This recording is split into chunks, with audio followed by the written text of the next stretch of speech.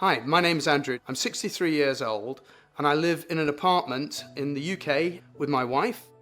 Getting a diagnosis for systemic mastocytosis for me was pure luck. I was then referred to nearly every department in the hospital to get everything checked, because once you get diagnosed with SM, it affects everything.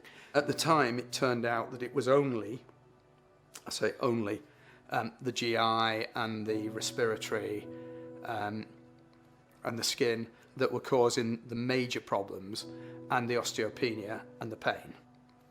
So I was treated symptomatically at that stage. You know, you look back at all these things and you think, where on earth did they come from at the time? But when you see them from the perspective of mast cell disease, you can see that these are really precursors, because the fact of the matter is they're all driven by mast cell activation. The final diagnosis for the aggressive systemic mastocytosis was given to me in January 2017. It was relief, because finally somebody had actually been able to pin a name, pin a condition on all of the host of problems that I've been suffering from for so many years.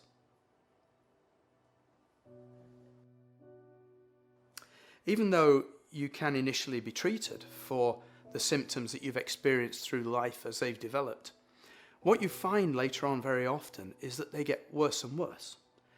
And nobody really wants to take these issues seriously, because you're already on treatment for the disease.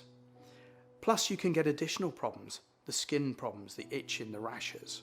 You end up being locked in. You know that if you go and eat certain foods, you're not going to be able to keep them. All of these problems accumulate to the point that life becomes very difficult. When you reach a point where people are starting to think you're a bit neurotic about this, you don't go back anymore, and then you get helpless because you don't know what to do. That's really where the mental issues start to come in, because there's no way, you can't see a way forward out of this. I got involved with the UK support group, and through that realised that there were a lot of people struggling with these conditions, and that led me to want to be a bit more open, a bit more upfront, and to start to explain to people the challenges that I'd faced, to help them with their thinking and managing the disease for themselves. It's all about talking this through. There's no other way to do it other than talking it through, and understanding that actually it's not the end of life as it's always been, but it's the beginning of a new life. A good day for me is a day when I'm able to do things. I know it sounds a bit silly, but even something as simple as going out for a meal can be quite a success for me. We are back to taking holidays. That's been a huge win for us as a family. So my words of encouragement for somebody facing a diagnosis of SM would be that you can still live, that you can still do things. Yes, it's limited. Yes, there are challenges with it. Yes, you have to plan more.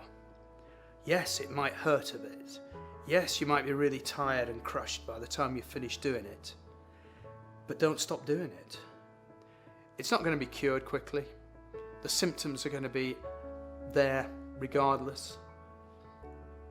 But if you can see a way around those symptoms, and you can look at things beyond them, and look at things that you can still enjoy doing, even with those symptoms, then you've got a cause to be grateful. It's not an easy disease to live with, and it's not an easy disease for people who live with people with it to understand and to live with day by day either. So support is what people need.